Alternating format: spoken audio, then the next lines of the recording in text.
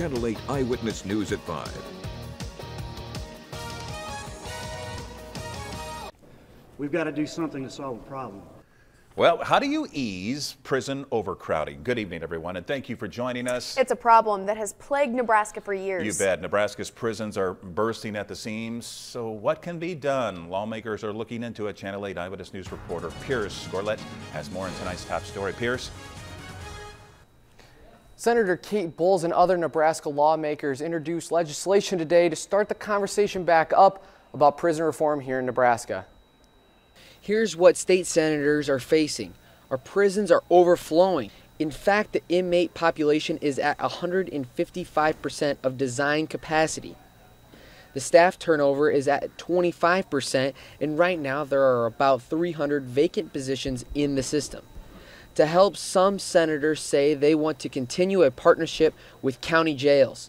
I will introduce a bill today that will improve and continue the county jail program as a strategy to ease overcrowding.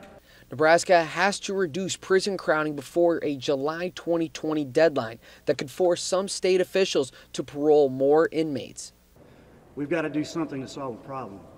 We've got to do something to make sure that the ACLU suit does not come home to roost here and take effect. We have to do something to make sure that DOJ, Department of Justice, does not come in and tell us what to do. Ask the Californians if they liked that prospect. They didn't.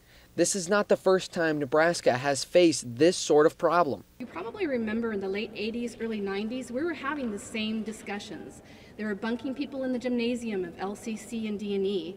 And then you go back to the 70s and we talked about having a comprehensive reform in Nebraska. The time has come for long-term planning. As for turnover, lawmakers are also looking at reinstating longevity-based pay raises for correctional staffers. I am introducing legislation today to create and adequately fund a system of longevity pay across the Nebraska Department of Correctional Services. A couple other ideas: releasing terminal ill and incapacitated inmates and accelerate the parole review process are also in the bill. All right, Pierce from the newsroom, thank you so much. Thank you.